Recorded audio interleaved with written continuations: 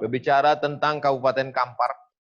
Seorang profesor sejarah bernama Profesor Purbo Caroko mengatakan di Pulau Sumatera itu ada dua sungai, bertemu dua sungai, dan kalau kita tegak di situ maka tidak ada bayang-bayang. Dan disitulah berdirinya sebuah pusat peradaban agama Buddha. Dua sungai, kalau kita tegak di situ tidak ada bayang-bayang, dan berdirinya pusat peradaban agama Buddha pada masa kerajaan Sriwijaya, sebelum Islam datang. Dan setelah diteliti, yang dimaksud dua sungai itu adalah sungai Kampar kanan dan Kampar kiri.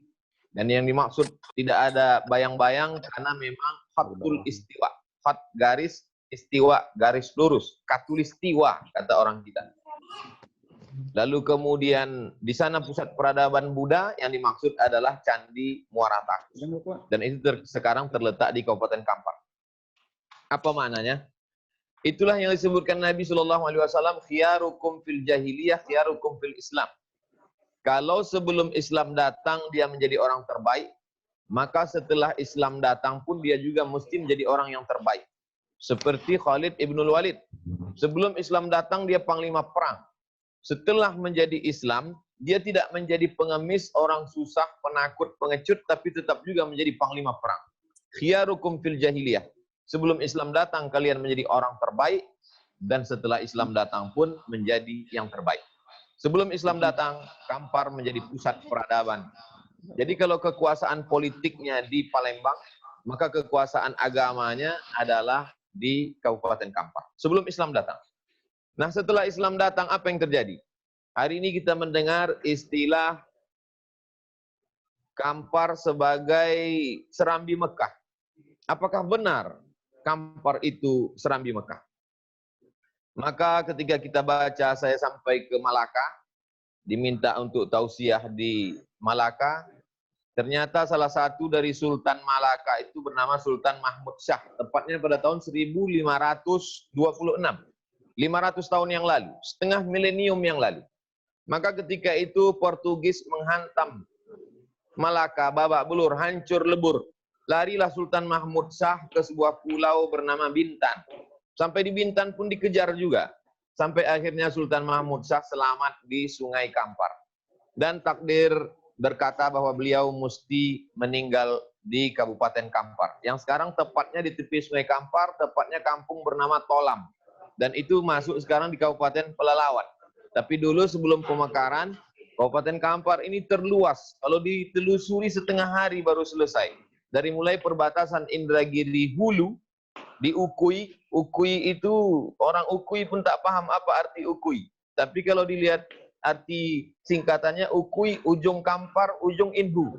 Lalu kemudian sampailah ke Rokan Hulu, Dalu-Dalu, Pasir Pangarayan berbatasan dengan Sumatera Utara. Itu kalau dijalani kabupaten itu setengah hari, 1 hari baru sampai. Mungkin kalau di Maroko sudah 1 negara itu Kabupaten Kampar. Oleh sebab itu maka dalam sejarah peradaban Melayu pun, kalau yang tertua itu Malaka, maka Kabupaten Kampar menjadi kehormatan bahwa salah satu dari Sultan Malaka dan kuburnya masih dijaga sampai hari ini berada di Kabupaten Kampar. Lalu bagaimana dengan ulama-ulamanya? Saya ceramah di Aceh. Salah satu di antara 4 wali Aceh yang diyakini sebagai wali Allah adalah Syekh Muhammad Wali. Atau dikenal juga dengan Syekh Muda Wali. Syekh Muda Wali ini punya guru. Namanya Syekh Abdul Ghani. Di ujung namanya Syekh Muda Wali bersuluk selama 40 hari 40 malam mengambil baiat tarekat Naqsyabandiyah dari Syekh Abdul Ghani Al-Kampari. Al-Kampari di ujung namanya menunjukkan beliau adalah ulama besar dari Kampar yang silsilahnya sampai kepada Syekh Sulaiman Zuhdi di Jabal Abi Qubais, sampai kepada Syekh Bahauddin An-Naqsyabandi, teruslah sampai kepada Abu Bakar Siddiq, sampai kepada Nabi Muhammad SAW. Dan hari ini masih berlanjut, diteruskan. Walaupun pindah dari Batu Besuhe dan sekarang sedang berada pindah ke tempat lain karena pemekaran, karena perluasan PLTA Kota Panjang. Artinya apa? Ulama Aceh pun pernah mengambil sanad Iya, keilmuan ini dari ulama Kabupaten Kampar. ada acara ini. Lalu kemudian hari ini kalau kita berbicara tentang ulama yang ada sekarang, bukan cerita masa lalu.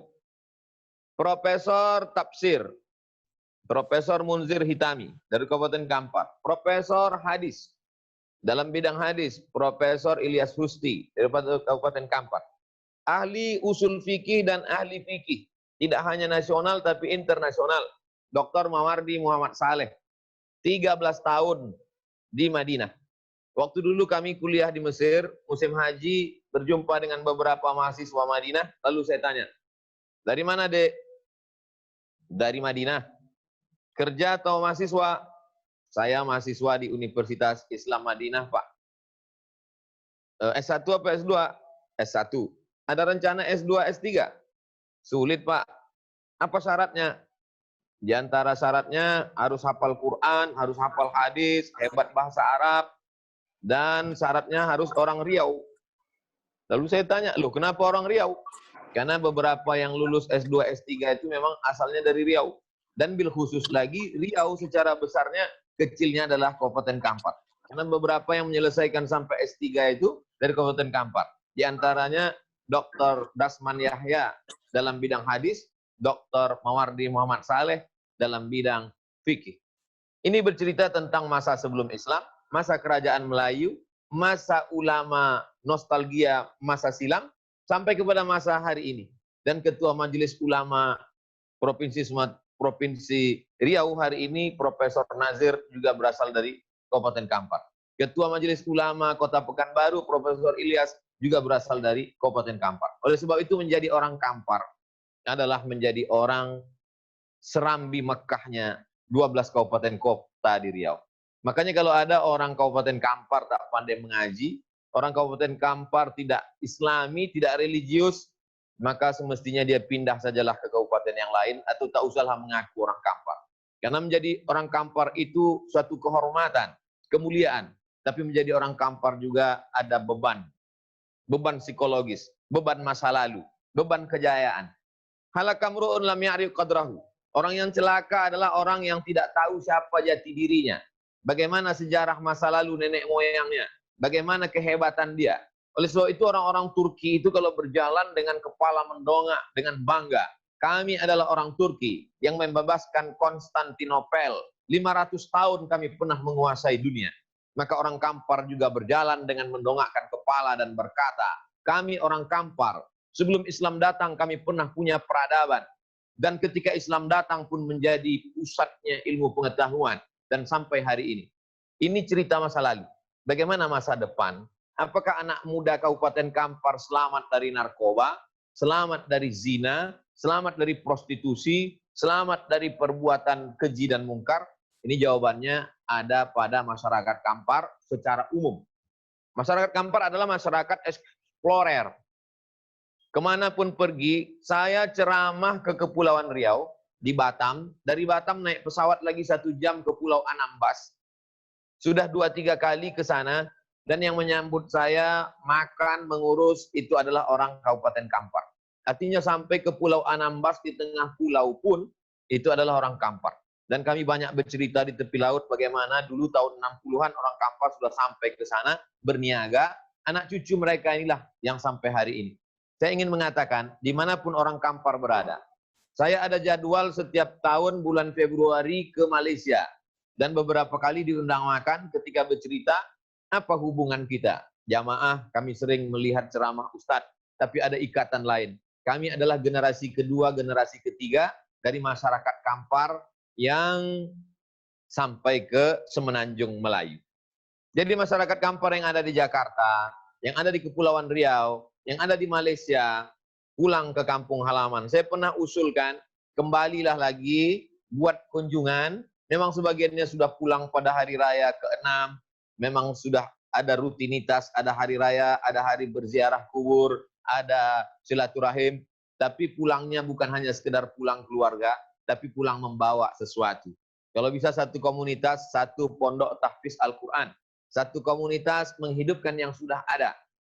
Banyak orang masyarakat Kampar punya tanah luas, Tapi tanah ini kalau hanya sekedar menjadi kebun sawit saja, tinggal sebagai kebun, meninggal dunia tak membawa apa-apa. Tapi kalau diwakafkan tanah ini oleh masyarakat yang menetap di Kampar, pembangunan kelas-kelasnya, lalu kemudian disupport oleh masyarakat Kampar yang ada di luar Kampar, yang sukses, yang berhasil, maka Kampar insya Allah di masa akan datang tetap terjaga, terpelihara. Bapak Bupati menjaga dengan kekuasaannya, lalu kemudian Bapak anggota Dewan dengan Perda, Pergub, akan tetapi ini kalau tidak disupport oleh masyarakat yang ada di Kampar, masyarakat yang ada di luar Kampar, saya khawatir gelombang generasi milenial yang luar biasa godaannya dari mulai internet, dari mulai sabu-sabu, dari mulai perselingkuhan dan lain sebagainya, tidak terkecuali, maka tidak ada yang kebal saat ini, maka masyarakat Kampar juga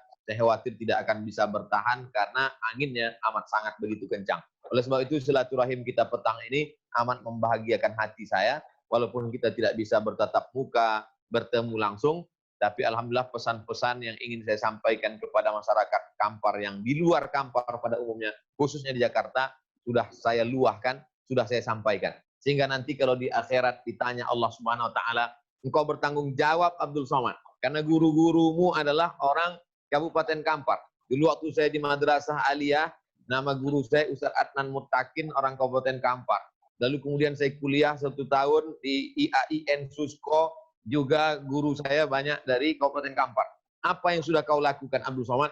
Saya sudah masuk dari kampung, keluar kampung, rata-rata semua yang ada di Kabupaten Kampar saya sudah masuk. Dan komunitas-komunitas di luar juga saya sudah pernah bertemu, dan pesan-pesannya sudah sampai. Maka saya ada jawaban di hadapan Allah kalau ditanya, sudah kau sampaikan Abdul Somad? Sudah ya Allah. Mudah-mudahan ini melepaskan beban saya di hadapan guru-guru saya dan di hadapan Allah Subhanahu wa taala.